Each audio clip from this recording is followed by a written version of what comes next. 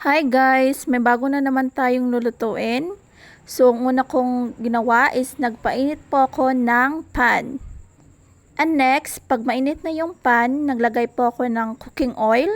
Hintayin po natin itong mainit bago natin iprito yung ating isda. At pag mainit na, ilagay po natin yung isda natin na pinag-marinate.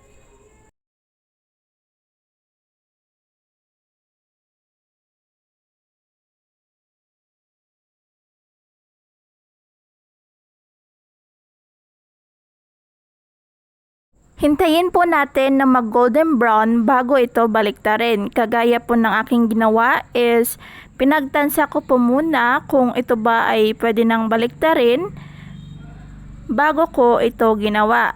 As you can see, may part pa din na medyo maputi pa, pero syempre babaliktarin ulit natin yan mamaya hanggang sa maluto yung buong part ng isda.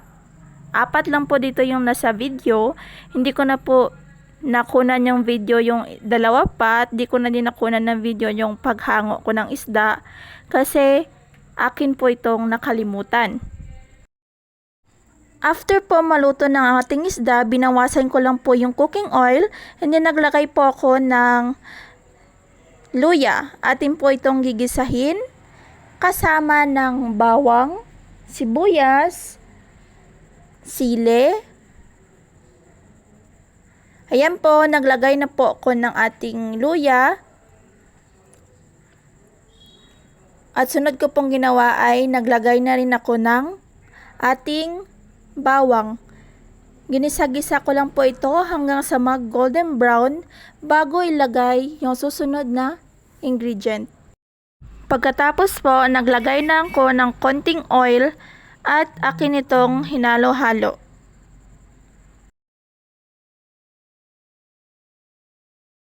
And then, next ko pong nilagay is ang ating red onion. Mix-mix lang po ito hanggang sa maluto na din yung ating onion kasama ng pinakabawang. Naglagay na rin po ako ng oyster sauce, tsaka nagdagdag din ako ng oil kasi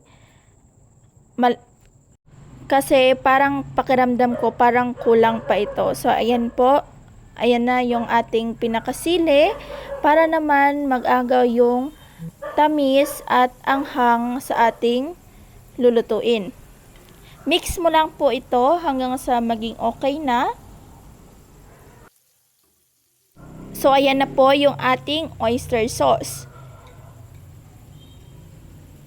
Pagkatapos po ay lagyan po ito ng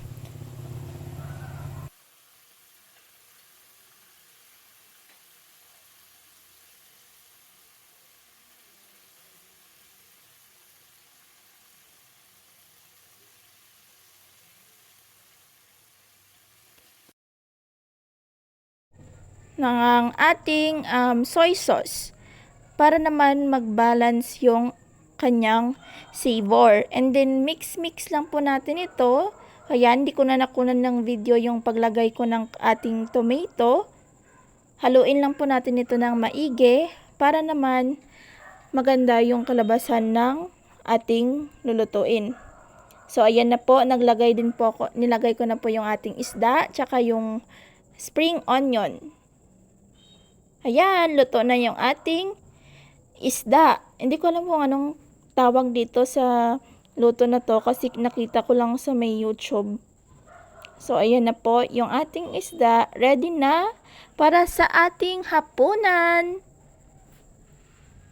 Easy lang naman po, tsaka hindi rin mabigat sa bulsa yung mga ingredients na kailangan mong bilhin.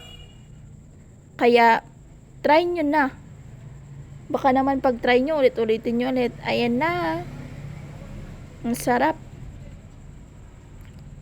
Habang ginagawa ko to, nagugutom ako. Syempre, huwag nating kalimutan yung ating behind the scenes, di ba? Dahil sa kaartihan ko, ang dami kong hugasin. Kaya good thing nandito si Juliet para handa akong tulungan.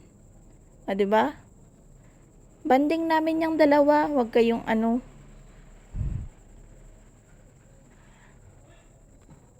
And then, pagkatapos niligpit ko na din yung ating pinaglutuan para naman malinis bago tayo matulog. Wala na tayong iisiping trabaho para dire-diretso yung ating tulog. Para naman sa umaga, wala na tayong gagawin, di ba? Lahat ng kasuluk-sulukan, linisan. Salamat!